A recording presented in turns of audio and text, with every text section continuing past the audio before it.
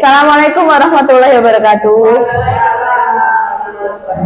Terima kasih, selamat siang. Terima kasih kehadirannya teman-teman guru dari SDN Gunung Gedangan 1 dalam rangka berbagi praktik baik menyebarkan pemahaman dan pengalaman penerapan budaya positif.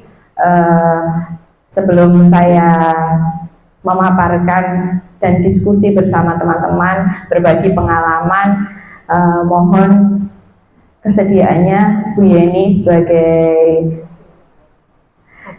perwakilan dan mewakili Ibu Kepala Sekolah yang berhalangan hadir karena ada kegiatan di luar untuk membuka dan memberikan sedikit kata kepada saya dan teman-teman di siang hari ini terkait kegiatan pemaparan siang hari ini. Pada Bu Yeni kami persilahkan. Terima kasih. Assalamualaikum warahmatullahi wabarakatuh.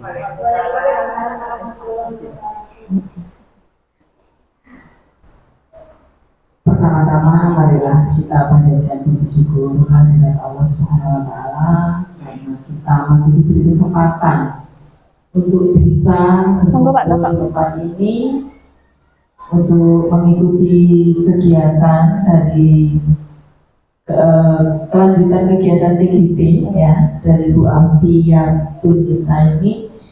Teman-teman, marilah kita dukung bersama dari kegiatan Bu Afi ini, kita sukseskan supaya kegiatannya ini semakin lancar dan sampai di titik akhir, sampai mendapat piagam, dan semoga nanti di antara teman-teman kita yang ada di SDN Gunung Gedangan 1 ini satu persatu akan mengikuti jejaknya Bu Afi. Amin.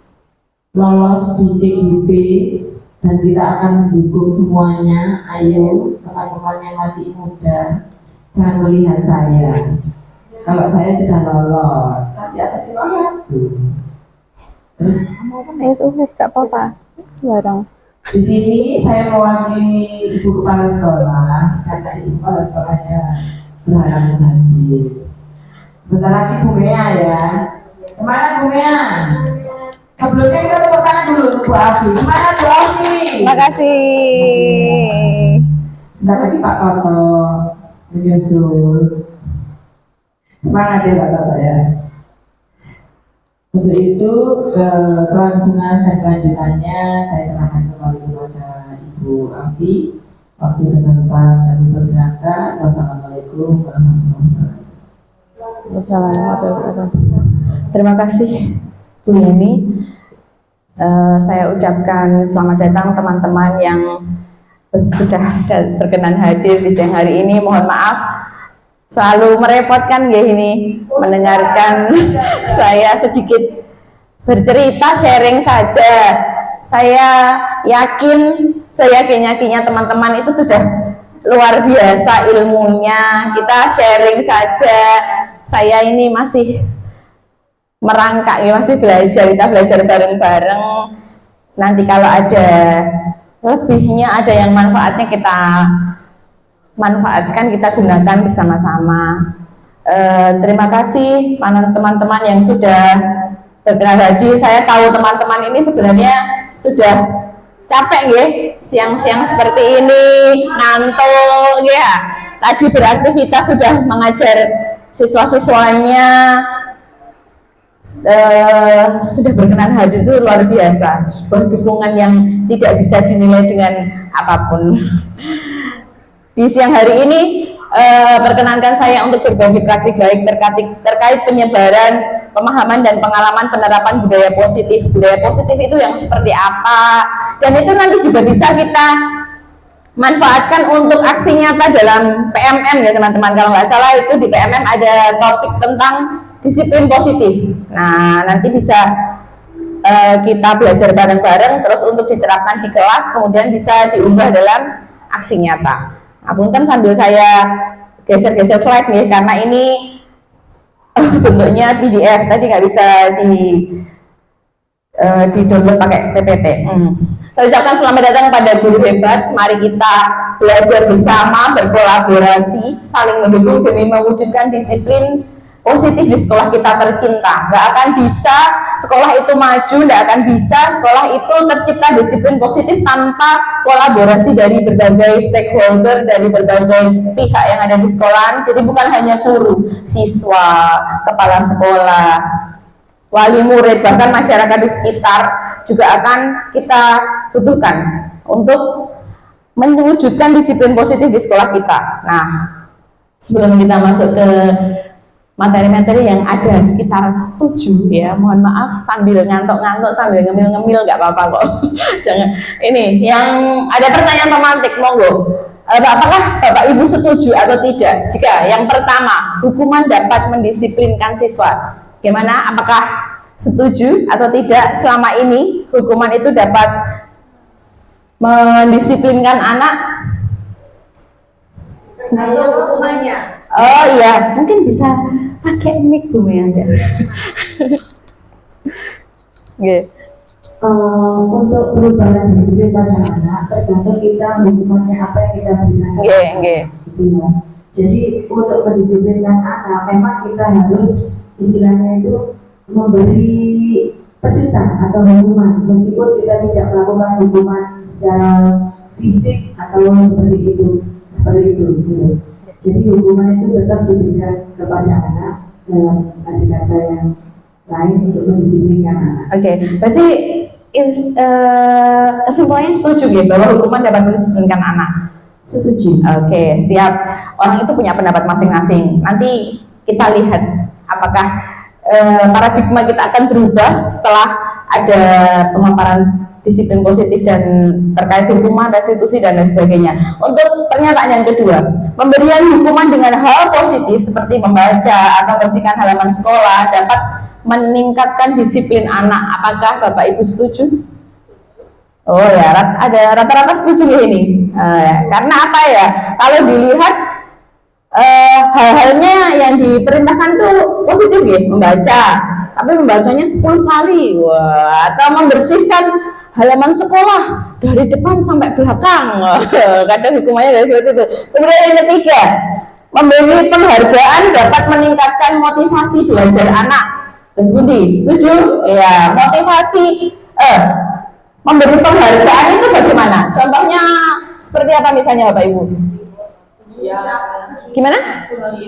Iya, ucapan bagus, pujian. Terus kemudian reward, boleh ada yang memberikan hadiah kecil gitu ya, misalnya jajan atau kadang alat tulis gitu ya. Oh ya, boleh. Mari kita lanjutkan saja. Jadi di siang hari ini kita akan belajar 7 materi budaya positif. Yang pertama tentang perubahan paradigma belajar, yang kedua disiplin positif, yang ketiga kebutuhan dasar manusia, yang keempat motivasi perilaku manusia, yang kelima posisi kontrol restitusi, yang keenam keyakinan kelas, dan yang ketujuh adalah segitiga restitusi. Kita lanjut yang pertama dulu tentang perubahan paradigma belajar. Yang pertama perubahan paradigma dulu, belum masuk ke paradigma belajar gitu. Ketika kita menyobek secari kertas kecil, kemudian menuliskan benda atau sesuatu yang sangat berharga untuk kita, kemudian kita meletakkan di salah satu tangan dan menggenggam benda tersebut, tapi nggak tahu ya di kanan apa di sebelah kiri, karena terserah kita itu ya. Kemudian setelah itu buatlah kepalan tangan, dan teman di samping Anda akan mencoba dengan sekuat tenaga dengan berbagai cara untuk meminta Anda memberikan benda tersebut. Teman Anda bisa membujuk, bahkan mengancam, menghardik, merayu, menyuap apa saja agar dapat membuka kepalan tangan Anda. Apa yang terjadi? Apakah Bapak Ibu rela membuka kepalan tangan tersebut atau tidak? Ketika kita sudah menuliskan atau istilah gini aja lah, membawa benda yang sangat berharga di kepala tangan kita. Misalnya Bu Yeni mengepalkan tangan, terus tak tahu ya Bu Yeni, buka dong, saya pengen punya itu. Lo enggak, tak kasih uang 1 juta Bu Yeni, bukaan Bu Yeni ya. kurang. Tapi misalnya, Bu Yeni nanti tak antarkan pulang, tapi tolong dibuka itu kepala tangannya. Bagaimana? Apakah, oh ya, tidak mau Bu Linda? Kenapa tidak mau Bu Linda? Ya, karena itu berharga bagi saya. Gimana Bu Linda? Barangkali bisa diulangi? Enggak akan saya lepaskan. Udah, belum. Bawa.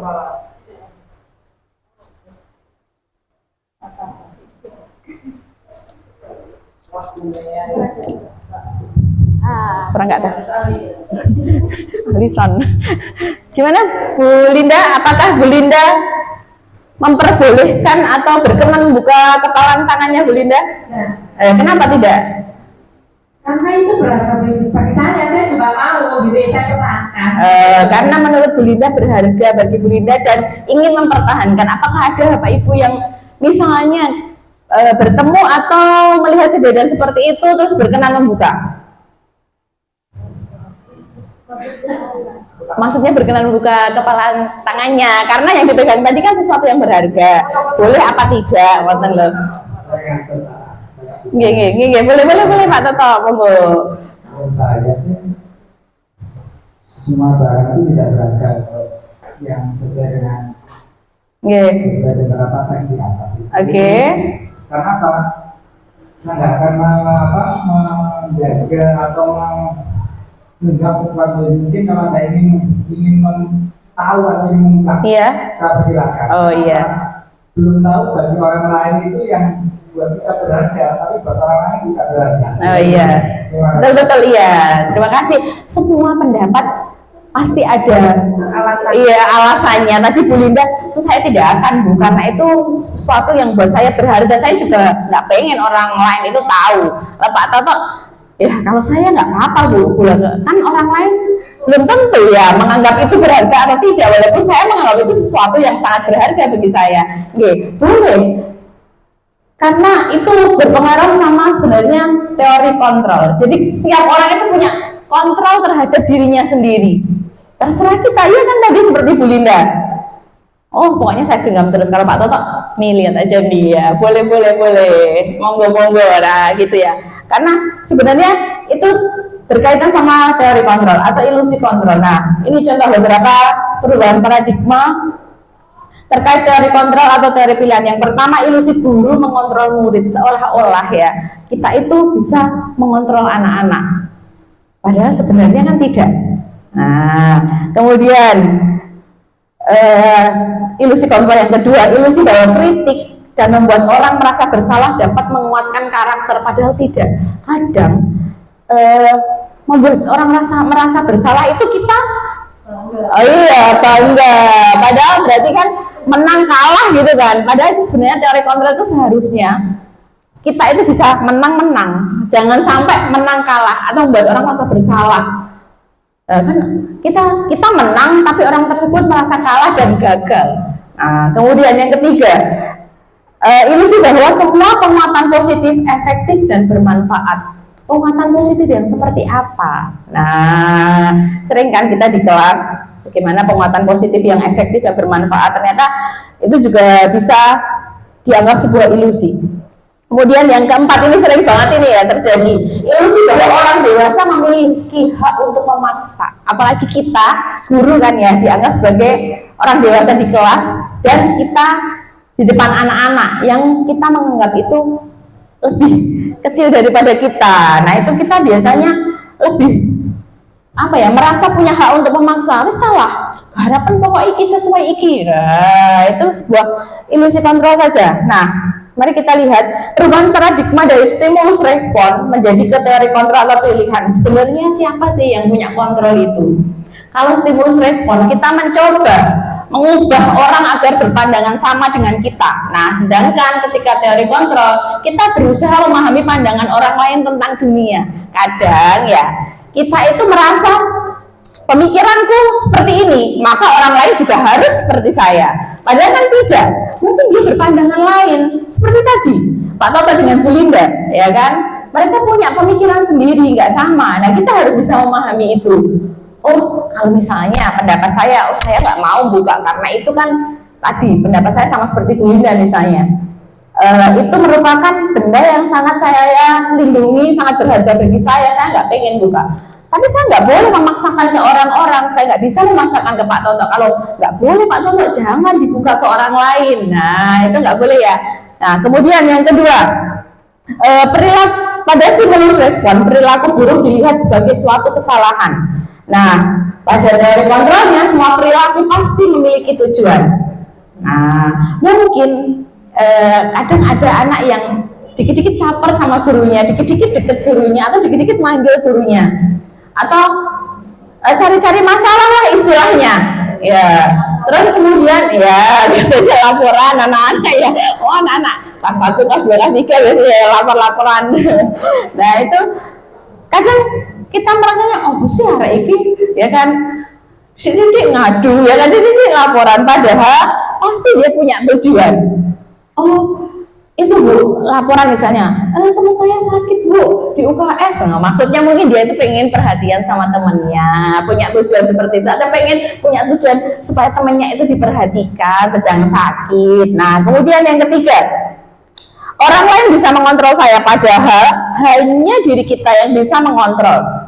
Jangan istilahnya kan kalau orang lain bisa mengontrol kita, ibaratnya kita disuruh masuk sumur kita mau gitu kan ya. Kalau kita punya kontrol terhadap diri kita, istilahnya kita sudah punya idealisme ya, punya pemikiran sendiri. Nah kemudian ini kebalikannya sama ya, saya bisa mengontrol orang lain tapi Anda tidak bisa mengontrol orang lain, hampir sama dengan atasnya ini. Kemudian pada stimulus respon, pemaksaan ada pada saat rujukan gagal, padahal sebenarnya ada kolaborasi dan konsensus menciptakan pilihan-pilihan baru. Kita nggak perlu memaksa orang lain sebenarnya, bisa dibicarakan. Kemudian, nah ini tadi, kalau pada stimulus respon, model berpikirnya menang kalah, seperti tadi kita membuat orang lain merasa bersalah, itu kan yang membuat merasa bersalah merasa menang, yang dibuat merasa bersalah akan merasa kalah. Nah seharusnya ketika pada teori kontrol ini, perubahan paradigma kita adalah model berpikir menang-menang, atau istilahnya kalau bahasa gaulnya itu win-win solution ya. Nah gitu. Terus kemudian, nah tadi dengan perubahan paradigma tadi kemudian akan menuju ke pembelajaran dengan paradigma baru. Pembelajaran dengan paradigma baru sebenarnya dirancang berdasarkan prinsip pembelajaran yang terdiferensiasi. Sebenarnya ada banyak ya nilai-nilai kebajikan atau nilai-nilai paradigma baru. Nah, yang saya ambil adalah yang ini, yang profil pelajar Pancasila, karena ada hubungannya sama pembelajaran kita juga. Nah, sehingga setiap siswa belajar sesuai dengan kebutuhan dari tahap perkembangannya untuk mewujudkan profil pelajar Pancasila. Apakah Bapak Ibu masih ingat ada berapa dimensi profil pelajar Pancasila? Nah, yang pertama bertakwa dan beriman dan bertakwa pada Tuhan Yang Maha Esa. Kemudian yang kedua apa? Mandiri boleh. Tadi Bu Irma kreatif. Kemudian gotong royong. Dua lagi apa? Bernalar kritis, berkebinekaan global. Ya, betul sekali. Nah, pembelajaran paradigma baru ini tadi kan tertulis di situ berdasarkan prinsip pembelajaran yang terdiferensiasi. Kalau paradigma lama itu kita pokoknya kerjakan ya harus seperti ini, persis seperti ini. Gambar ya harus gambar pemandangan yang gambarnya dua gunung, ada satu jalan, ada satu matahari, ada sawahnya, ya kan?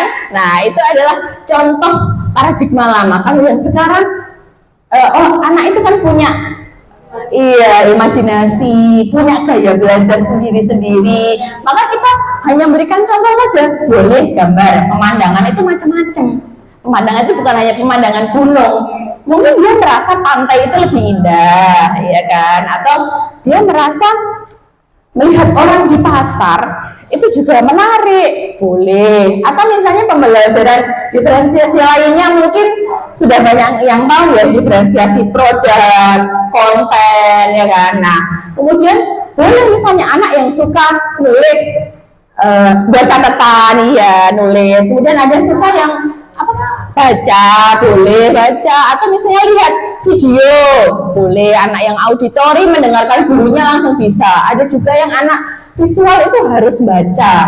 Ada yang anak kinestetik, dia harus beraktivitas, misalnya gunting-gunting apa, atau permainan lari kemana. Nah itu termasuk pembelajaran terdiferensiasi. Jadi kita jangan beranggapan, waduh berarti harus nyiapkan macam-macam ini. Berarti kan misalnya saya mengajarkan tentang matematika bangun ruang, wah berarti saya harus menyediakan ini dan ini. Jangan itu ya dianggap yang berat-berat, kita cari yang simpel-simpel saja.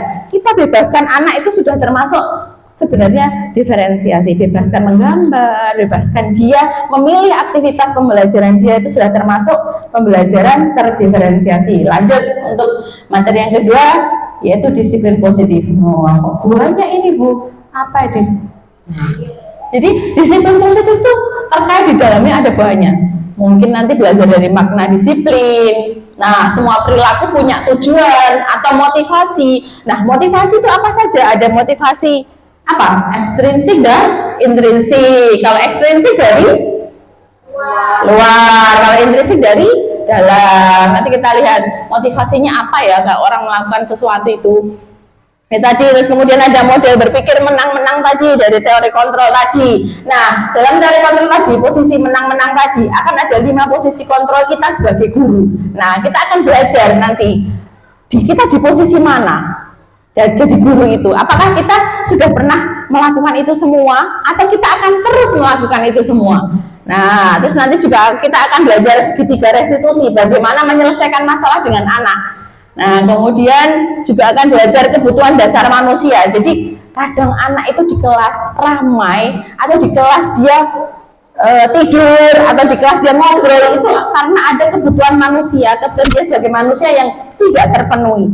Nah, nanti akan belajar ini semua. Kita lanjut. Disiplin dulu. Pasti sering dengar kata disiplin ya. Ketika mendengar kata disiplin, apa yang terbayang di pikiran kita? Nah, pasti bayangkannya tata tertib, peraturan, ya kan, terus kemudian kepatuhan. Istilahnya kalau bahasa Jawanya manut, kudu manut, pokoknya disiplin itu. Nah, kata disiplin juga sering dihubungkan dengan hukuman. Pokoknya lek tidak disiplin kamu akan dihukum. Ya apa iya? Ya kan? Padahal itu sungguh berbeda, karena belajar tentang disiplin positif tidak harus dengan hukuman. Yang namanya positif itu kalau kita dengar istilah positif pasti yang baik-baik. Nah, justru itu adalah salah satu alternatif terakhir. Kalau perlu bahkan tidak perlu digunakan. Jadi kita sudah mulai itu ya. Tahapannya itu kalau tadi kan hukuman itu boleh. Nah, tapi jangan beranggapan kalau disiplin itu selalu dihubungkan dengan hukuman. Padahal sungguh sangat berbeda. Karena seharusnya tidak dengan hukuman, tapi bisa. Cuman itu alternatif terakhir, kalau bisa ya jangan dihukum. Nah, gitu aja. Nah, kemudian, secara umum makna disiplin artinya belajar. Loh, bukan taat, bukan patuh loh tadi. Disiplin itu dalam bahasa Latin disiplina, artinya belajar. Kemudian disiplin diri ini membuat orang menggali potensinya menuju sebuah tujuan apa yang dia hargai. Namun dalam budaya kita makna disiplin telah berubah menjadi sesuatu yang dilakukan seseorang pada orang lain untuk mendapat kepatuhan. Loh, berarti sudah bergeser banyak ini. Padahal maknanya belajar kok jadi bergeser menjadi kepatuhan. Kecenderungan umum adalah menghubungkan kata disiplin dengan ketidaknyamanan, bukan dengan apa yang kita hargai untuk mencapai suatu tujuan mulia. Jadi kalau kita melihat ya, anak-anak sekarang itu disiplin itu susah karena gak nyaman aku. Karena nanti kalau nggak disiplin pasti dapat hukuman. Padahal sebenarnya ketika kita sudah disiplin, itu kita sudah menghargai diri kita sendiri. Nanti itu sudah termasuk motivasi intrinsik. Jadi bukan karena dari luar, tapi karena kita menghargai tanggung jawab sebuah pencapaian kita. Nah, Bapak Pendidikan kita, Pak Ki Hajar Dewantara saja sudah menyatakan, di mana ada kemerdekaan, disitulah harus ada disiplin yang kuat. Sungguh pun disiplin itu bersifat self-disiplin, yaitu kita sendiri yang mewajibkan kita dengan sekeras-kerasnya. Tapi itu sama saja, sebab jikalau kita tidak cakap melakukan disiplin diri tadi, wajiblah penguasa lain mendisiplinkan diri kita. Dan peraturan demikian itulah harus ada di dalam suasana yang merdeka. Ini istilahnya, kalau kita nggak bisa mendisiplinkan diri kita sendiri, maka kita butuh orang lain yang mendisiplinkan kita, atau butuh peraturan, ya kan? Nah, sebagai pendidik, tujuan kita adalah menciptakan anak-anak yang memiliki disiplin diri, sehingga mereka bisa berperilaku dengan mengacu pada nilai kebajikan universal dan memiliki motivasi intrinsik dari dalam, bukan motivasi ekstrinsik. Nah, ketika melakukan disiplin, nah, nilai-nilai kebajikan itu apa saja sih? Nah, nilai-nilai kebajikan itu sifat positif yang dimiliki oleh manusia. Nilai tersebut bersifat universal, lintas bahasa, suku bangsa, agama maupun latar belakang. Setiap perilaku perbuatan memiliki suatu tujuan. Ini tadi menurut Dr. William Glasser terkait teori kontrol. Dengan mengaitkan nilai kebajikan yang diyakini seseorang, maka motivasi intrinsiknya akan terbangun. Nah, mungkin ada yang bertanya-tanya, nilai kebajikan itu yang seperti apa sih? Ini contoh saja, nilai-nilai kebajikan yang ada di dalam profil pelajar Pancasila. Nilai-nilai yang baik-baik, keselamatan, itu juga termasuk kebajikan. Ini selain ini ya, karena ini kan kalau 6 dimensi profil pelajar Pancasila itu saya yakin Bapak Ibu sudah tahu semua. Nah, contoh nilai kebajikan lainnya, hormat, kebersihan, kemudian keselamatan, itu juga sudah termasuk nilai kebajikan. Intinya, gampangnya nilai kebajikan adalah nilai yang positif, yang baik. Nah, kemudian kita lanjut yang ketiga. Nah, tadi saya menyampaikan kebutuhan dasar manusia. Mungkin kadang anak itu di dalam kelas berperilakunya ada yang ramai sendiri, ada yang ngajak ngobrol temennya, ada yang dikit-dikit pamit ke kamar mandi, ya kan, dikit-dikit pamit buang sampah, ya kan, dikit-dikit maju, ini benar apa salah Bu, ya, cari perhatian gurunya. Nah, itu terkait sama kebutuhan dasar manusia. Berarti kita harus bisa memahami kenapa anak tersebut melakukan itu, karena mungkin ada kebutuhan dasar dia sebagai manusia yang tidak terpenuhi. Ada 5 kebutuhan dasar manusia. Yang pertama, atau boleh saya sebut yang bertahan hidup, survival ya. Kemudian rasa kasih sayang dan rasa diterima. Kemudian kebutuhan atas penguasaan. Ini kalau mau geser nggak apa. Kemudian kebutuhan atas kesenangan dan kebutuhan atas kebebasan. Kita bahas satu persatu, ya. Walaupun ini banyak tulisannya. Yang pertama tadi kebutuhan bertahan hidup, survival, yang bersifat fisiologis, misalnya kesehatan, rumah, makanan. Nah, ini contoh ya, jadi nggak ada di kasus Doni, ini contoh ada kasus Doni. Misalnya, ketika Doni ke sekolah, terus kemudian dia ditanya sama gurunya, karena ia lapar dan orang tuanya tidak membawakan bekal makan siang, maka kebutuhan dasar yang sedang berusaha dipenuhi oleh Doni adalah kebutuhan untuk bertahan hidup. Jadi bertahan hidup tadi kan ada hubungannya sama makanan, rumah, kesehatan. Berarti kadang ada siswa sakit itu juga salah satunya mungkin karena kebutuhan bertahan hidupnya tidak terpenuhi. Nah, mungkin tidak pernah dimasakkan bekal orang tuanya, sehingga dia jajan terus, jajannya yang pakai saus-saus, kemudian jajan-jajan es, kemudian dia jadi pilek, jadi sakit perut. Itu kan hubungannya sama kesehatan. Jadi salah satu kebutuhan bertahan hidup dia tidak terpenuhi.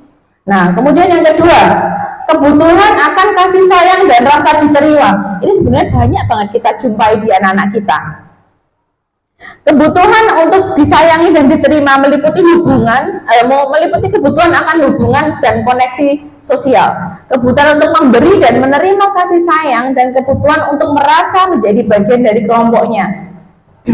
Anak-anak yang memiliki kebutuhan dasar kasih sayang dan rasa diterima yang tinggi biasanya ingin disukai dan diterima oleh lingkungannya. Mereka juga akrab dengan orang tuanya. Biasanya mereka belajar karena suka pada gurunya. Bagi mereka, teman sebaya sangatlah penting. Pengen punya bestie biasanya kalau ini. Mereka juga biasanya suka bekerja dalam kelompok. Nah, dalam kasus Doni tadi, ini tadi Doni sepertinya mengambil bekal temannya. Terus kemudian ditegur sama gurunya, kenapa kok ngambil tadi? Ternyata dia lapar, kebutuhan dasarnya, survivalnya tidak terpenuhi. Nah, kebutuhan kasih sayangnya, dia memberitahukan kepada gurunya, karena orang tuanya nggak ngasih bekal, Bu. Berarti dia merasa tidak disayangi oleh orang tuanya. Karena apa? Karena tidak diberikan bekal. Jadi rasa kasih sayang, rasa diterima di dalam kelas itu, anak-anak itu pasti ada yang merasa tidak terpenuhi kebutuhannya di rumah. Nah, biasanya itu ada yang mungkin mamanya sudah meninggal, atau misalnya iya, ada yang sudah berpisah, ya kan? Saya juga menemui beberapa anak itu biasanya kalau terutama ya yang di kelas ini ada yang ayah ibunya sudah berpisah gitu ya, itu terus nggak mau manggil papa barunya papa, maunya manggilnya om. Nah itu kan dia berarti merasa belum terpenuhi rasa kasih sayangnya, terus dia berusaha caper sama gurunya. Nah itu ya ada yang seperti itu. Jadi kita kadang perlu melihat alasan anak-anak berbuat seperti itu karena apa? Karena mungkin ada kebutuhan dasar sebagai manusia yang tidak terpenuhi. Nah kemudian ini yang ketiga adalah kebutuhan atas penguasaan, pengakuan atas kemampuan, berhubungan dengan kekuatan untuk mencapai sesuatu, menjadi kompeten, diakui atas prestasinya dan keterampilan kita, didengarkan dan memiliki rasa percaya, rasa harga diri. Ini contohnya adalah Doni tadi, dia merasa hebat karena temannya jadi takut dengan dia dan menuruti keinginannya, padahal sebenarnya dia pengen diakui sama teman-temannya. Jadi sebenarnya kalau saya merasa ya kadang ada dua tipe anak, yang minder banget atau yang menutupi dengan dia berkuasa atau sok-sok nakal, padahal sebenarnya dia sangat kepingin diakui saja, cari perhatian saja. Nah gitu aja. Nah kemudian yang selanjutnya ada kebebasan, jadi kebutuhan akan pilihan. Kalau ini tadi dia bosan dengan bekal makanan yang dibawakan ibunya dari rumah karena ibunya selalu membawakan bekal yang sama. Oleh karena itu dia ingin mencoba makanan teman-temannya yang beraneka ragam. Ada lagi kalau misalnya ini contoh lain ya, bukan contoh yang membawa bekal aja. Ini kan kalau kebebasan itu dia kepinginnya punya pilihan sendiri, perlu banyak bergerak, ingin mencoba-coba, tidak terpengaruh orang lain. Itu contohnya misalnya kalau di kelas siswa yang tidak terlalu memperhatikan, atau misalnya yang main-main, biasanya kan ada yang muter-muter pulpen, muter-muter pensil, terus gambar-gambar sendiri, terus kemudian gunting-gunting. Dia itu pengen punya pilihan, pengen bebas. Nah, tapi kita perlu melihat juga, karena apa? Apa karena dia tidak tertarik dengan pelajarannya? Waktu itu pernah saya berdiskusi dengan teman-teman, itu ada kasus seorang anak itu ketika pelajaran bahasa Inggris, maaf ya Bu Mia, bukan Bu Mia, maksudnya ini di SMA, di SMA. Dia itu malah merasa bosan, terus ngantuk, tiduran, terus males gitu loh kalau disuruh ikut pelajaran. Pokoknya dia itu pasang muka males di pojokan, tiduran. Terus kan pasti akan ditanya sama gurunya kenapa dia melakukan hal seperti itu. Terus lagi ketika dia disuruh maju dia nggak bisa jawab. Terus gurunya bagaimana kira-kira? Ketika dia tiduran disuruh jawab pertanyaan nggak bisa, apa yang dilakukan gurunya? Pasti kan, makanya jangan tiduran di kelas, perhatikan supaya kamu bisa jawab. Nah itu sebenarnya hal yang salah ya teman-teman. Ternyata kita itu sering melakukan hal-hal seperti itu tanpa kita sadari. Ya saya sendiri dulu juga pasti ya pernah kan melakukan hal seperti itu. Mau nggak noto digatek iki nang ngarep, atau jangan rame sendiri biar bisa ngerjakan. Nah kemudian kebutuhan akan merasa senang atau sebuah kesenangan. Nah anak-anak itu senang bermain, tertawa, terus anak-anak juga biasanya berkonsentrasi tinggi saat mengerjakan hal yang disenangi. Nah ini yang perlu digarisbawahi, berkonsentrasi tinggi saat mengerjakan hal yang disenangi.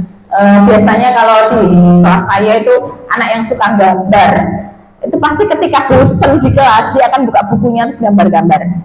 Nah itu tapi kan sebenarnya ya serba salah ya, di sisi lain kok gak memperhatikan, tapi di sisi lain dia punya apa ya, punya kebutuhan sendiri, terus mungkin karena dia pelajaran ini gak menarik ini, nah punya kebebasan pilihan juga tadi.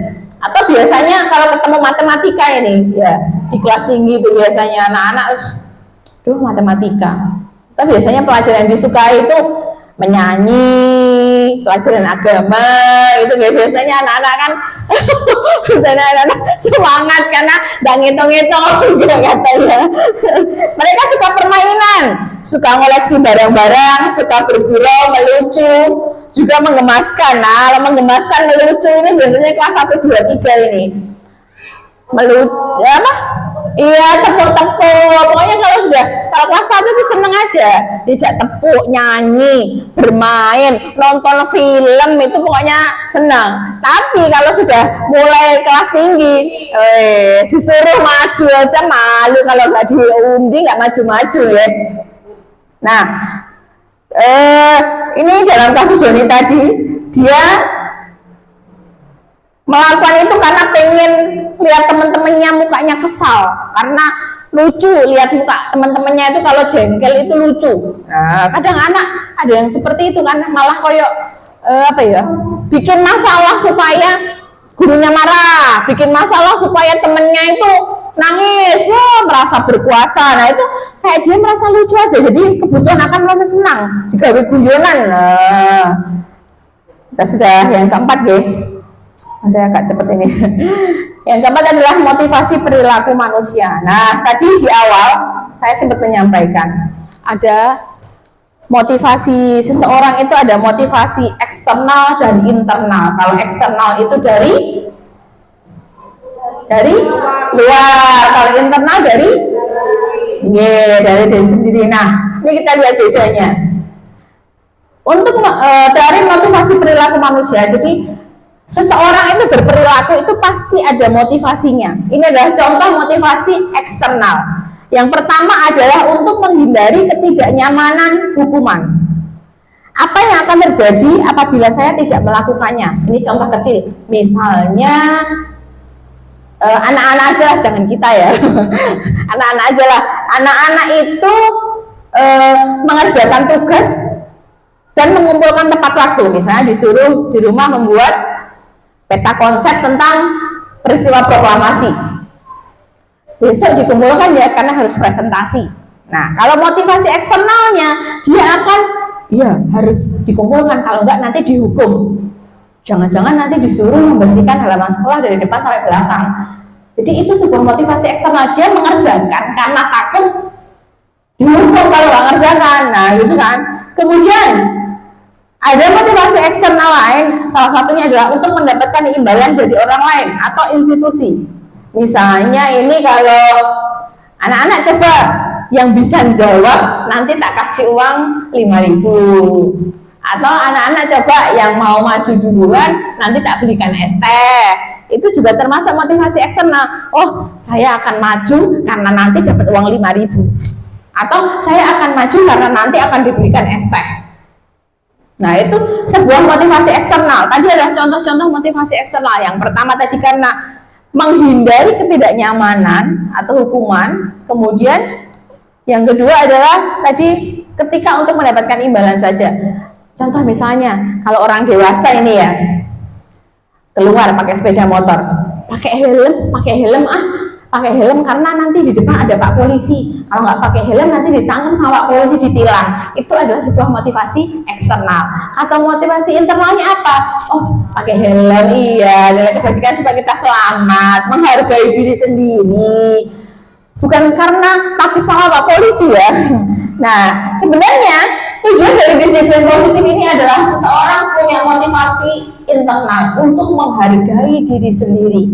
Kita disiplin itu, kita melakukan hal yang baik itu karena kita menghargai diri sendiri. Kita masih terus belajar bersama untuk berusaha disiplin. Bukan berarti saya itu sudah disiplin banget, makanya soal tutur-tutur boten. Kita saling belajar bersama ya. Kadang sebagai manusia kita itu kan pasti pernah berbuat lupa, berbuat salah. Tapi setiap manusia itu saya yakin pasti akan selalu punya kemauan untuk berubah, upgrade diri ke arah yang lebih baik. Nah, itu adalah sebuah tujuan dari disiplin positif. Jadi disiplin yang arahnya itu ke arah yang lebih baik dan dari motivasi diri kita sendiri, bukan karena takut dihukum atau bukan karena mau tak puji nek kamu melakukan itu. Nah, jangan sampai karena kita rajin itu karena dipuji Bu Linda rajin banget ini. Aku tadi tambah rajin mengerjakan ini cek aku dipuji. Nah, itu sebuah motivasi eksternal. Tapi kalau Bu Linda, dia sudah punya motivasi intrinsik ya Bu Linda. Misalnya, aku rajin karena aku menghargai diriku sendiri, bukan karena pujian dari orang lain. Harapannya kita semua seperti itu gitu. Kemudian lanjut. Nah, tadi sudah ya, merdeka. Menurut Ki Hajar Dewantara, tidak hanya terlepas dari perintah, akan tetapi juga cakap buat memerintah diri sendiri. Apakah kita bisa menerjemahkan ini? Jadi merdeka itu bukan berarti bebas, los, gak ada aturan gitu. Tapi istilahnya bukan hanya terlepas dari perintah. Kadang itu kan kita, gak ada perintah ini itu, bebas berarti sudah merdeka. Tidak, tapi juga merdeka itu sebenarnya kita sudah bisa memerintah diri kita sendiri. Tidak, misalnya kalau anak-anak ya ini bangun pagi supaya tidak datang terlambat, datang tepat waktu, karena sudah bisa memerintah dirinya sendiri, bukan karena iki engko lek aku bangun siang terlambat mamaku ngomel. Yang pertama, yang kedua nanti dimarahi guru di sekolah, yang ketiga nanti aku dapat hukuman. Jangan sampai seperti itu. Jadi dia sesuatu tersebut datang pagi, bangun pagi, tidak terlambat itu karena memang dia menghargai dirinya sendiri dan bisa memerintah diri sendiri. Nah, harapan kita seperti itu ya. Anak-anak bisa melakukan itu semua, disiplin positif, bukan karena perintah dari kita, perintah dari sekolah, perintah dari kepala sekolah, tapi karena bisa memerintah dirinya sendiri. Nah, kemudian ini, dihukum kok oleh penghargaan. Bagaimana ini maksudnya? Nah, bahwa penghargaan itu sebenarnya berlaku sama dengan hukuman. Dalam arti meminta atau membujuk seseorang melakukan sesuatu untuk memenuhi suatu tujuan tertentu dari orang yang meminta atau membujuk. Dorongannya eksternal dan ada faktor ketergantungan. Beberapa dampak dari pemberian penghargaan. Nah, tidak semua penghargaan itu baik. Penghargaan itu bisa dihukum oleh penghargaan. Bahasanya kok dihukum oleh penghargaan ya. Berarti penghargaan ini ada sisi negatifnya, ada dampak buruknya. Tapi bisa jadi penghargaan itu punya sisi baik juga. Nah, yang kita bahas adalah penghargaan berlaku sama dengan hukuman ini tadi. Yang pertama, pengaruh jangka pendek dan jangka panjang. Kalau kita misalnya memberikan penghargaan terus-menerus kepada siswa, ayo maju, yang maju nanti tak kasih tambah nilai. Pengaruhnya jangka pendeknya di kelas itu dia mau maju kalau ada tambah nilai saja. Nah, ya kan? Atau misalnya, ayo maju, nanti yang maju, kasih ST. Nah, nanti dia nggak mau maju. Atau anak yang semakin tidak mau maju, dia akan semakin diam di kelas. Udahlah, apa cuma ST aja, aku bisa beli sendiri. Nah, kalau pengaruh jangka panjangnya, nanti dia akan terus-menerus seperti itu. Jadi kalau tidak ada sesuatu, tidak ada imbalan, tidak ada penghargaan, dia akan tidak akan bergerak, tidak akan maju. Nah, ini penghargaan menghukum. Yang kedua, tadi sebenarnya hampir sama ya, yang dimaksud dengan penghargaan sebagai hukuman tadi. Kemudian yang ketiga, penghargaan mengurangi ketepatan. Ketepatan dalam hal apa? Mungkin kalau anak-anak ketepatan dalam menjawab atau ketepatan dalam berpikir, misalnya dalam kelompok. Ya ini ada 5 kelompok. Ayo kita itu kuis misalnya, atau tebak-tebakan, atau mengerjakan tugas kelompok. Nanti kelompok yang kalah akan piket seminggu. Atau misalnya kelompok yang menang akan terbebas dari tugas piket karena penghargaannya ini. Kelompok yang menang akan terbebas dari piket. Atau kelompok yang menang nanti akan dapat hadiah lagi. Nah, anak-anak kalau sudah diberikan seperti itu, dia pokoknya cepet-cepetan bener apa salah. Nah, jadi itu mengurangi ketepatan sebenarnya. Ada penelitian sebenarnya ini yang berpengaruh terhadap ketepatan menjawab anak-anak ketika ada motivasi penghargaan. Nah, kemudian penghargaan itu tidak efektif sebenarnya. Penghargaan itu kan tidak harus berupa barang, ya. Iya, bisa dengan apa? Tepuk tangan, dengan pujian, ucapan-ucapan yang positif. Iya, pinter. Terima kasih. Itu sebuah pujian juga. Besok lagi ya, pinter. Nah, terus kemudian kalau tidak efektif ini apa? Karena apa? Tadi ya merasa ketergantungan. Iya, selalu pokoknya kalau nggak dapat penghargaan apa-apa ya aku nggak akan melakukan itu. Nah, kemudian penghargaan itu merusak hubungan. Jadi saya pernah dengar waktu ada instruktur yang sedang menyampaikan materi ini sambil sayur-sayur sambil ngantuk, itu saya dengar hubungan itu sebuah sawah sebenarnya. Kalau dalam posisi kontrol nanti atau sebuah kita dalam menjalani kehidupannya, hubungan itu sebuah sawah. Kalau kita merusak hubungan tersebut, ya wis hancur sudah semuanya. Nah, nanti dalam posisi kontrol kita akan merasa itu, kok bisa ya hubungan itu sebagai suatu sawah, sebagai lahannya. Nah, ada lagi ya hasil dihukum oleh penghargaan yang selanjutnya adalah penghargaan menurunkan kualitas. Ya pasti pernah merasakan ya, kalau penghargaan itu kadang-kadang justru malah menurunkan kualitas anak. Iya, cepet-cepetan tapi gak roh bener salahin. Nah, itu sering terjadi.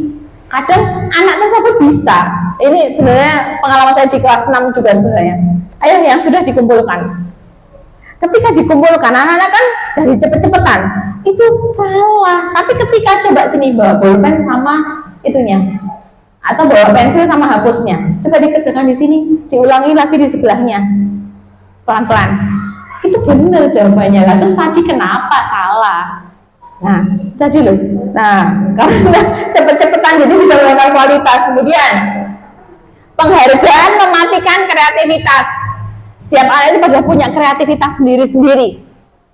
Nah, kalau saya melihat itu kadang pemikiran anak itu out of the box ya, beda banget. Kok bisa ya anak-anak berkata-kata seperti ini? Kadang-kadang itu saya menemukan hal-hal yang seperti itu.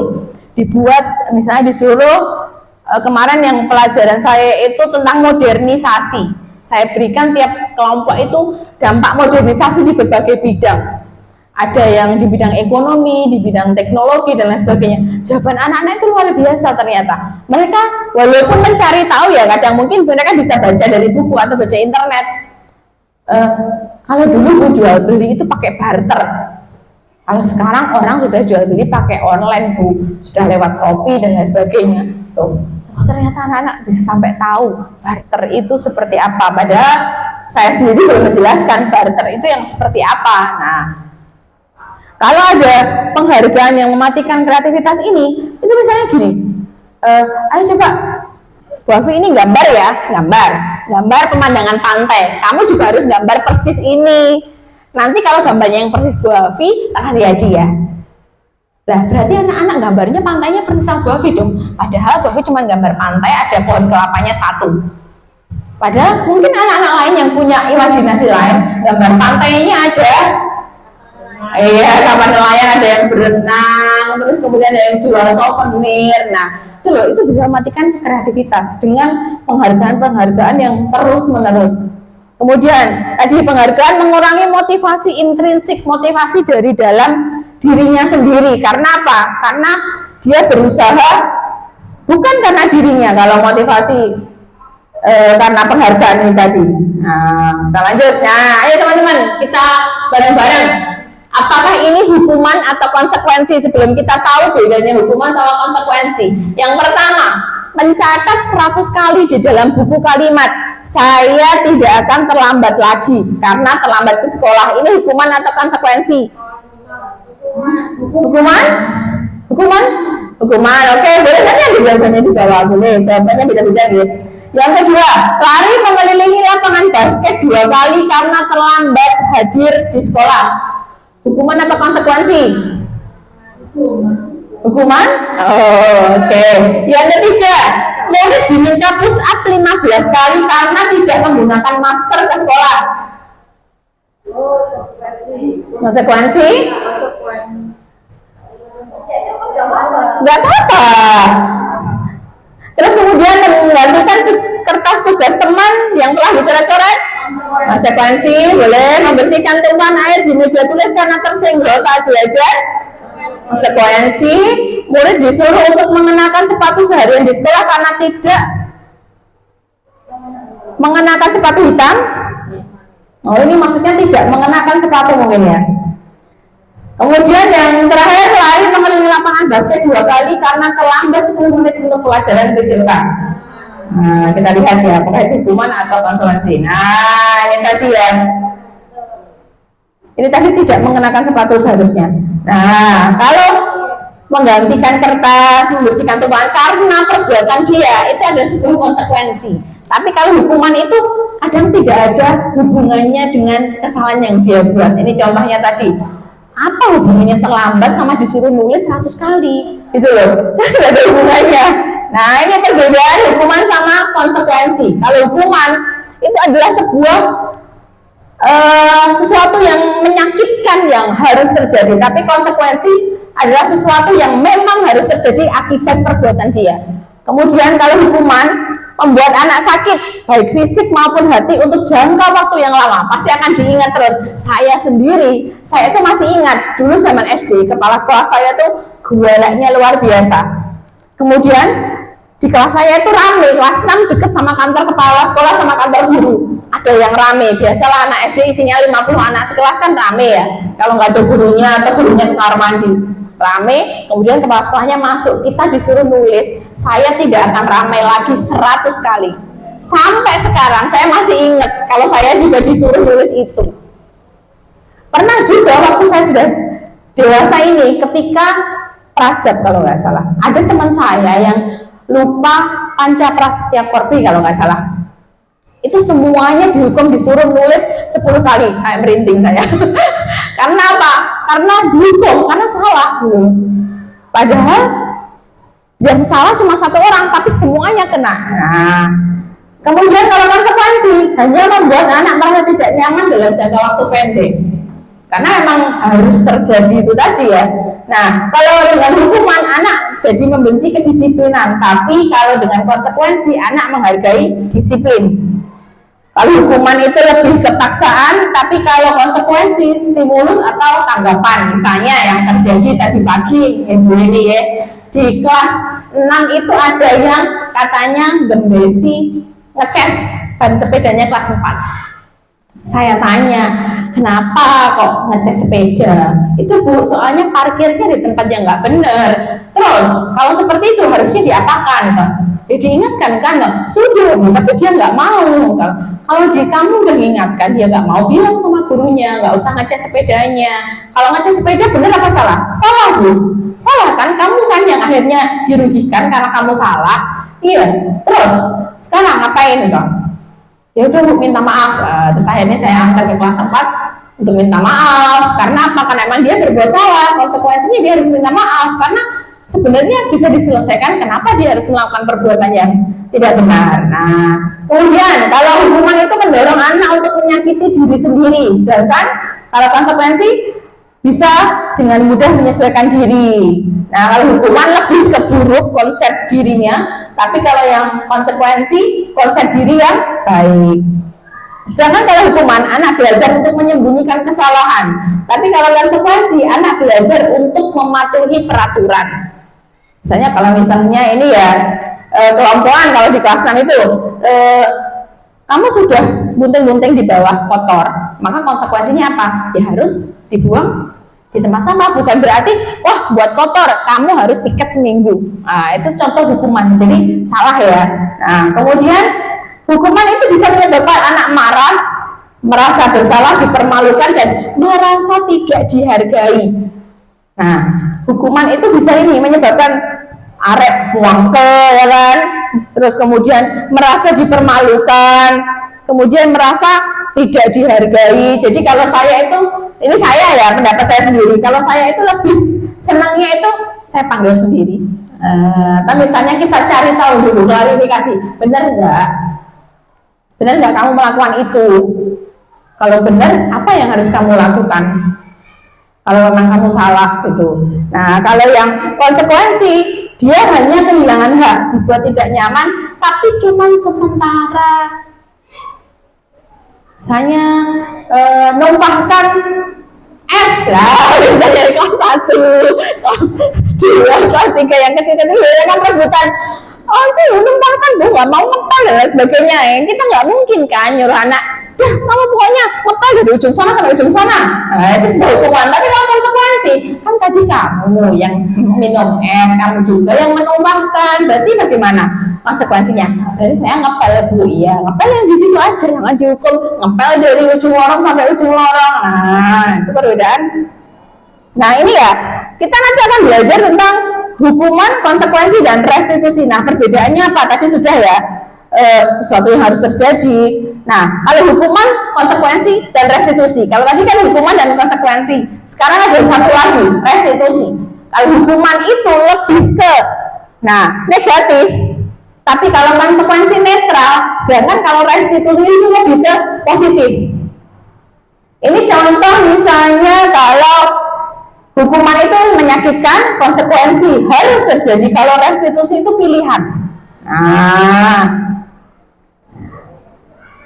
nih kalau hukuman itu juga modelnya model paksaan, tapi kalau yang konsekuensi dengan stimulus respon, kita pancing dulu, terus responnya anak bagaimana. Kalau yang positif dia punya kontrol terhadap dirinya. Ini contoh ya, awas kalau kamu lakukan lagi nanti. Nah, tapi kalau yang konsekuensi, lakukan apa yang saya katakan, jangan ya, jangan, atau misalnya jangan melakukan itu lagi. Kalau yang positif, apakah hal ini yang sesungguhnya ingin kamu lakukan? Nah, ini lebih ke disiplin positif, mendorong ke disiplin positif. Kalau yang restitusi, tapi kalau yang ini tadi konsekuensi itu mendorong kepatuhan, sedangkan kalau yang hukuman itu lebih ke mendorong menyalahkan diri sendiri. Nah ini contoh identitas yang gagal, itu adalah hukuman. Tapi disiplin dengan identitas sukses adalah dengan konsekuensi dan restitusi. Mari kita menghilangkan hukuman sedikit demi sedikit ya, lebih ke konsekuensi, atau bahkan kalau sudah kita bisa melaksanakan restitusi. Nah perbedaannya ini contoh ya. Kalau nggak pakai contoh kan kita kadang bingung, masih abstrak, masih bingung gitu. Ini contoh, ada siswa yang sering tidak mengerjakan PR. Kalau hukumannya, guru menghukum siswa tersebut hormat bendera sama 10 menit. Itu kalau saya rasa sekarang udah nggak pernah terjadi. Kemudian guru marah dan murid menjadi takut. Akhirnya, kenapa kamu mengerjakan PR? Lupa Bu, apa itu alasan lupa? Nah, terus kemudian konsekuensi. Kalau konsekuensi, guru memberikan konsekuensi untuk mengerjakan PR-nya saat istirahat. Ya udah dikerjakan nanti kalau istirahat. Tapi ditambahi, tapi ngerjakannya 3 kali lipat karena kamu ngerjakan di sekolah. Kemudian ada yang restitusi, itu dia menanyakan keyakinan kelas. Apa keyakinan kelas yang sudah ada di dalam kelas? Misalnya, oh keyakinan kelasnya bertanggung jawab. Berarti kamu sudah bertanggung jawab apa belum? Nah, guru terbuka dan siswa menghormati dirinya dan orang lain. Jadi kita tidak serta-merta menyalahkan. Kenapa mengerjakan PR? Males ya, sibuk ya, atau misalnya ketiduran. Nah, kita harus tahu, harus menyadarkan siswa untuk punya motivasi intrinsik. Nah ini 5 posisi kontrol restitusi. Kalau tadi kita mendengar sebenarnya restitusi itu apa? Adalah proses menciptakan kondisi bagi murid untuk memperbaiki kesalahan mereka. Kita pause dulu sebentar ya, barangkali sambil menyimak ini. Nah ini contoh restitusi saja.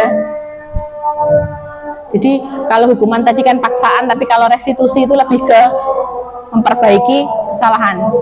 Ya, sebentar ya.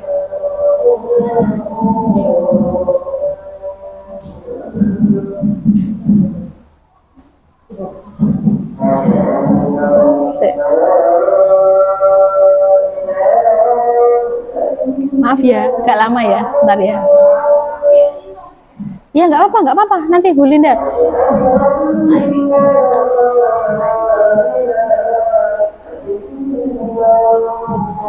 Masih nyala tak Bu ya nih?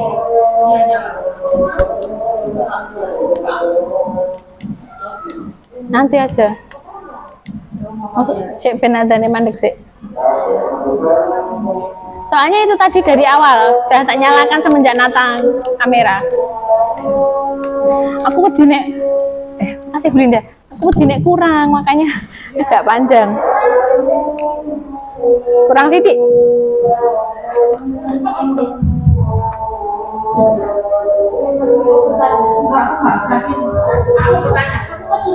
Iya, boleh. Ini pengalaman kebetulan. Iya. Jadi asal masuk itu di kelas 4 ada anak itu selalu tinggal bukunya. Akhirnya aku kan mau praktis saja. Kamu kok sering nambah buku saya tidak. Terus habis itu, kamu kan nggak bawa ini apa namanya nggak bawa buku lagi. Tak download dulu. Wes, sudah kan? Ternyata besoknya tetap nggak bawa lagi. Denda, bayar denda. Saya sudah 2.000. Terus sampai sudah ketiga kalinya itu. Nah, kayak gini terus kok sing soge Belinda, kok anaknya nggak bawa lagi di sini. Akhirnya kalau nggak bawa selesai biarkan. Ya apa kamu nggak bawa lagi, tak bisa garakan karena nggak bawa RKS terus sekarang di apa jagamu.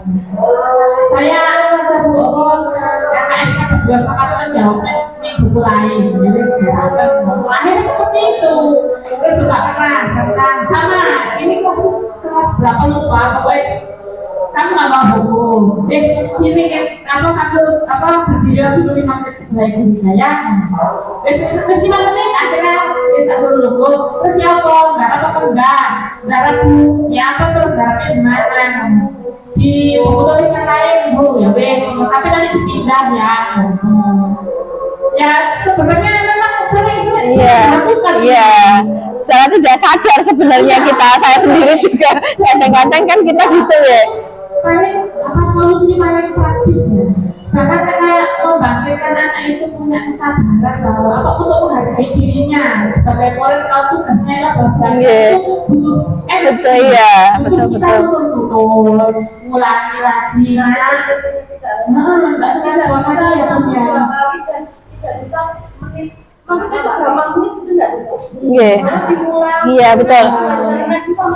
Nah, yang menjadi permasalahan kalau sebenarnya ini pendapat saya pribadi setelah mempelajari modul-modul, sebenarnya kita itu diibaratkan guru itu sebagai petani atau tukang atau apa ya, pekebun lah, petani aja lah. Kalau petani nanam padi atau menanam jagung, yang tumbuh pasti akan jagung. Nggak mungkin kita petani nanam jagung, pengennya tumbuhnya jadi jeruk. Nah, istilahnya kita itu hanya bertugasnya menuntun kodrat anak. Menuntun kodrat anak sesuai apa? Kodrat alam dan kodrat zamannya. Anak itu sudah membawa kodrat sendiri dari dia lahir. Kita hanya perlu menebalkan garis-garis itu saja. Walaupun sebenarnya tadi yang dirasa, wah sebenarnya berat bu, karena kita harus tutur setiap hari. Kalau dia balik lagi terus bagaimana? Nah, makanya itu tadi pelan dan anak itu kan anak sudah membawa kodratnya. Tugas kita hanyalah menuntun dia supaya dia itu kemudian memperoleh pembelajaran yang bermakna, bahagia sebagai seorang insan, bahagia di masyarakat juga. Nah, itu ya mungkin Belinda sambil kita juga belajar bareng-bareng karena kadang kita juga melakukan banyak kesalahan ya. Lanjut restitusi tadi ya. Restitusi lebih fokus ke menciptakan kondisi bagi murid untuk memperbaiki kesalahan mereka sehingga bisa kembali ke kelompoknya dengan karakter lebih kuat. Nah, ciri restitusi yang pertama adalah bukan menebus kesalahan tapi belajar dari kesalahan. Yang kedua memperbaiki hubungan. Yang ketiga tawaran bukan paksaan. Tadi sebenarnya Belinda sudah melakukan restitusi loh. Terus ya apa ini? Kamu gimana solusinya? Ya bu, saya kerjakan bareng sama teman saya, tapi di buku lain. Itu sebuah ciri restitusi sebenarnya. Kemudian Restitusi menuntut untuk melihat ke dalam dirinya, mencari kebutuhan dasar. Cara yang paling baik kalau restitusi diri itu fokus pada karakter dia, bukan tindakan, jadi nilai kebajikan. Kemudian fokus pada solusi dan mengembalikan murid yang berbuat salah kepada kelompoknya. Kadang kalau kita menghukum seorang siswa, itu pasti dia ketika balik itu pasti akan apa ya, diajak temannya istilahnya, kapok salah lah. Itu apa ya, dia belum bisa balik ke kelompoknya seperti kondisi dia semula. Tapi restitusi itu harapannya dia balik ke kelompoknya seperti semula dengan kondisi yang baik-baik saja, bukan karena kondisi merasa kalah, merasa sedih, merasa karena dihukum. Nah, ini 5 posisi kontrol restitusi. Ini adalah hal yang menarik yang saya diskusikan dengan teman-teman saya, dan saya belajar dari ini semua. Yang pertama adalah penghukum, yang kedua adalah pembuat rasa bersalah, yang ketiga teman, yang keempat pemantau, dan yang kelima adalah manajer. Terus bedanya apa ya 5 posisi kontrol restitusi atau 5 posisi kontrol kita sebagai guru saja lah istilahnya. Ini contoh aja. Contoh penerapan posisi kontrol. Ada seorang siswa yang tidak memakai atribut lengkap saat upacara bendera. Kalau sebagai penghukum, nah ini patuhi aturan sekolah lalu berdiri di barisan depan. Pasti kita pernah menjadi seorang penghukum, ya kan? Pasti pernah itu. Nah, kemudian membuat rasa bersalah. Berapa kali guru harus memberitahu kamu, guru kecewa sama kamu, atau udah berkali-kali sih dikasih tahu, oh masih kayak gitu terus. Nah, sering kan kita mengucapkan kalimat-kalimat sakti, ya. Itu adalah posisi kamu sebagai pembuat rasa bersalah. Kemudian ada yang sebagai teman, adalah yang tertib buat guru bangga. Kali ini tidak apa-apa kamu salah. Nah, saya sudah pernah melihat teman saya di SD lain sebenarnya. Itu dia memposisikan diri sebagai teman, justru malah teman banget. Nah, kalau menurut saya sebenarnya hal tersebut juga kurang tepat, ya. Karena tadi loh, sebuah hubungan, sebuah relasi itu adalah sebuah sawah atau lahannya. Ketika sudah merasa tidak seperti itu, anak akan justru merasa kecewa. Misalnya ini di SMA ya, misalnya guru itu sudah posisinya sebagai teman, terus kemudian muridnya ngerokok. Nah, pasti kan gurunya akan melarang kan, nggak memperbolehkan kan. Lah pasti murid juga akan kecewa loh, Pak. Katanya kita teman, kok saya merokok dilarang? Nah, harusnya kita kan bisa merokok bareng. Nah, tapi saya nggak dihukum dong, harusnya saya temannya Pak Guru. Nah, ini kalau pemantau, kamu sudah melanggar apa peraturan dan konsekuensinya, coba sebutkan. Nah, yang paling berat, yang paling baik dan harus kita pelajari adalah sebagai manajer. Nah, ini kan berproses. Pasti pernah kita sebagai penghukum, ya, sebagai teman pada anak-anak ya. Kemudian kalau yang paling tinggi atau paling susah itu adalah sebagai manajer. Nah, jadi apakah kamu tahu kesalahanmu? Kira-kira bagaimana kamu akan memperbaiki kesalahan ini? Nah, ini adalah contoh posisi kontrol. Nah, ini banyak ya kalau sebagai tidak kelihatan sampean. Nah, nih contoh aja, identitas gagal, identitas berhasil, dan identitas ya gagal dan berhasil saja. Ini contoh yang penghukum. Ini guru ya, karena kita sebagai guru kita lihat aja, menyakiti, nyindir, itu contoh penghukum. Contoh membuat merasa bersalah itu dengan berceramah dan mengatakan saya kecewa kamu melakukan itu. Ya kita pernah, saya tidak pernah. Kemudian kalau sebuah teman itu membuat alasan-alasan saja, masa kamu nggak mau disuruh, kita kan bestie. Nah, itu sebagai teman. Terus ini pemantau, tahu nggak apa peraturannya? Tahu nggak apa itu hukumannya kalau kamu melakukan itu? Nah, itu pemantau. Tapi kalau kita sebagai manajer, kita menanyakan pertanyaan-pertanyaan dulu, kenapa kok melakukan itu? Terus apakah bisa memperbaiki masalah ini? Nah, terus ini coba saya kecewa sekali dengan kamu. Ini apakah posisinya sebagaimana kira-kira? Maksudnya apakah dia penghukum, membuat rasa bersalah? Kan tadi ada 5 posisi kontrol tadi loh. Kalau saya kecewa sekali dengan kamu, penghukum, apakah membuat merasa bersalah? Atau tadi apa? Nggak merasa bersalah boleh. Kamu tidak pernah benar melakukannya.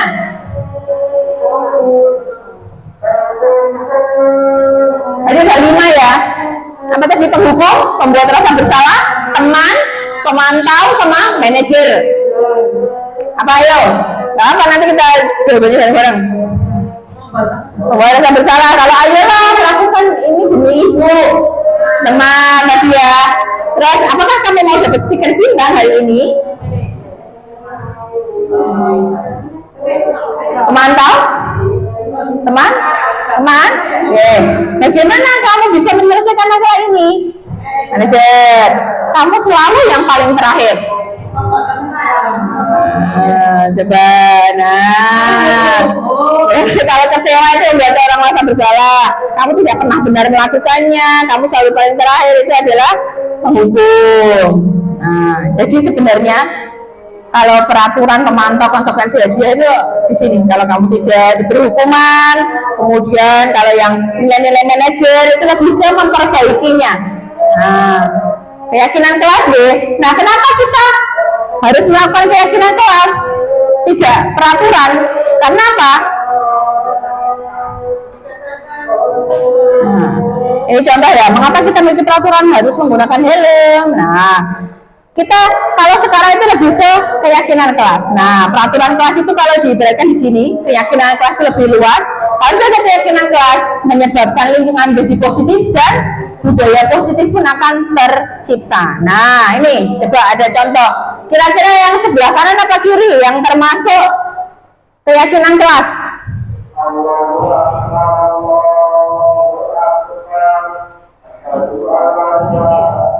Yang mana? Yang ini? Yang TK atau yang kami guru dan murid? Yang ini? Ini? Yang ini? Ayo kita lihat dulu. Nah, kita lihat. Ini contoh keyakinan kelas ya. Kalau kita kan peraturan, kalau keyakinan kelas itu lebih ke kalimat-kalimat yang positif yang digunakan. Nah, contoh ini, selalu kembalikan buku ke tempatnya, maka keyakinan kelasnya adalah tanggung jawab. Nah, dilarang mengganggu orang lain. Jadi jangan menggunakan kalimat yang negatif ya, lebih baik menghormati orang lain, menghargai orang lain. Nah, ini hadir di sekolah 15 menit sebelum pembelajaran dimulai. Bisa juga ini disiplin, kemudian tepat waktu. Atau misalnya yang ini, jangan berlari di kelas, ini ada hubungannya sama keselamatan, jaga keselamatan diri. Nah, bagaimana pembentukan keyakinan kelas sebenarnya? Yang pertama, itu lebih abstrak dari peraturan, lebih umum sebenarnya. Misalnya, disiplin dan tepat waktu. Disiplin dalam hal apa? Disiplin dalam pakaian, disiplin dalam datang tidak terlambat. Kemudian pernyataannya universal atau umum tadi ya, dibuat dalam bentuk positif. Hindari menggunakan kata-kata dilarang, tidak boleh ya. Kemudian sedikit saja agar mudah diingat, tidak perlu banyak karena anak-anak itu mudah lupa. Jadi lebih baik sedikit, cuma disiplin atau tanggung jawab, saling menyayangi, mengerjakan tugas tepat waktu. Nah, disesuai dengan kondisi kelas dan sekolah agar mudah diterapkan dan semua warga kelas dilibatkan saat membuat. Ini contoh ya, kalau saya dulu itu membuat itu sebenarnya sudah di awal tahun ajaran baru yang ini. Nah, kalau ini akhirnya saya, karena anak-anak menuliskan sendiri, kemudian saya yang merumuskan bersama anak-anak karena banyak yang sama di sini, tidak boleh gaduh, terus datang tepat waktu, pakai seragam lengkap, itu tulisan anak banyak macam-macam isinya. Akhirnya saya rangkum sendiri di sini. Kemudian ada anak yang, Bu saya pengen buat itu, Bu, pokoknya cap jempolnya anak-anak sebagai bukti kita di kelas 6, Bu. Oh ya wes, bareng sama keyakinan kelas berarti. Nah, kita kan bisa dibuat di kelas gitu. Jadi lebih ke keyakinan, bukan peraturan. Jadi bisa diyakini atau dilaksanakan bersama-sama. Kalau peraturan kan biasanya ada hukumannya gitu. Nah, itu. Terakhir segitiga restitusi tadi. Menyelesaikan masalah dengan segitiga restitusi. Nah, dalam segitiga iya, pekerjaan itu. Nah, langkah pertama segitiga restitusi adalah menstabilkan identitas. Dalam menstabilkan identitas ini kita membuat untuk membuat anak yang merasa gagal karena perbuatan salah menjadi positif terhadap dirinya. Jadi misalnya, gak apa-apa nak, berbuat salah itu wajar. Nah, atau misalnya kita Bu Guru juga pernah berbuat salah. Jadi menstabilkan identitas anak dulu. Nah, ini kadang yang susah ya, yang jarang kita lakukan ya. Mesti salah ya, salah aja, saudara. Awas senengnya ya kita, iya, gak apa-apa, salah. Jarang kita melakukan itu ya. Kemudian yang kedua adalah validasi. Ini ya, validasi kebutuhan. Membantu murid mengenali kebutuhan dasarnya. Misalnya, boleh kamu melakukan itu, tapi harus ada sikap lain yang ditambahkan. Atau misalnya ini, menanyakan keyakinan. Terakhir itu yang ketiga adalah menanyakan keyakinan. Yang pertama tadi menstabilkan identitas, yang kedua validasi kebutuhan, yang ketiga menanyakan keyakinan. Apakah kamu ingat nilai-nilai keyakinan kelas kita?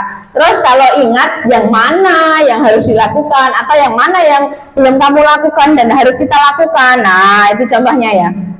Mungkin saya tambahkan sedikit ini contoh restitusi, ini contoh ya, bukan proses sedikit aja restitusi. Kemarin yang saya buat sama anak-anak itu, ini kasusnya yang pertama adalah Vanes datang terlambat ke sekolah karena tidur terlalu larut malam.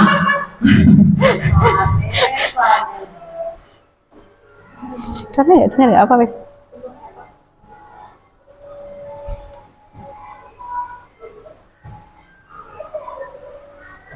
Nah, suaranya maaf tidak terdengar ya.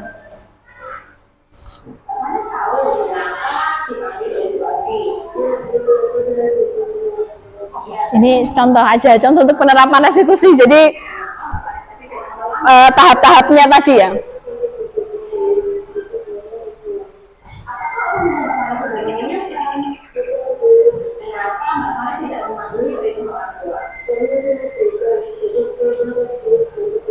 Jadi dia terlambat karena scroll TikTok sampai larut malam. Acting.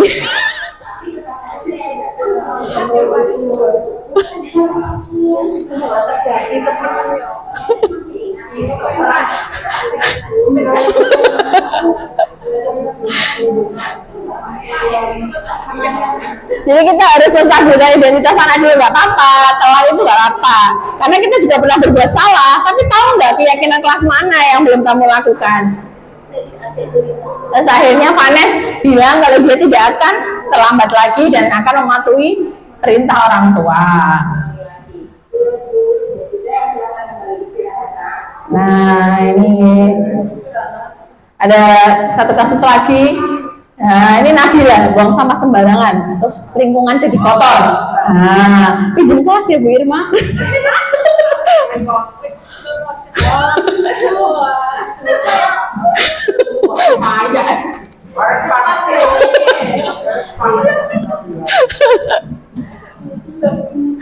Akhirnya laporan kalau Nabila buang sampah sembarangan.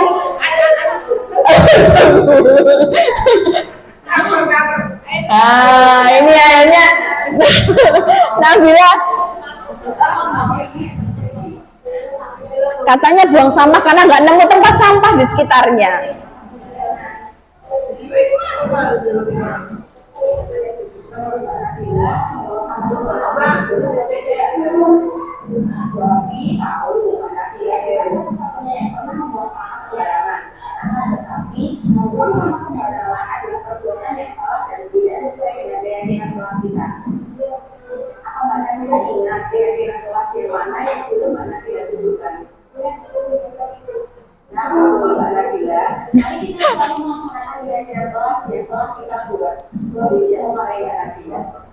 Tidak marah. Baru kita pewek.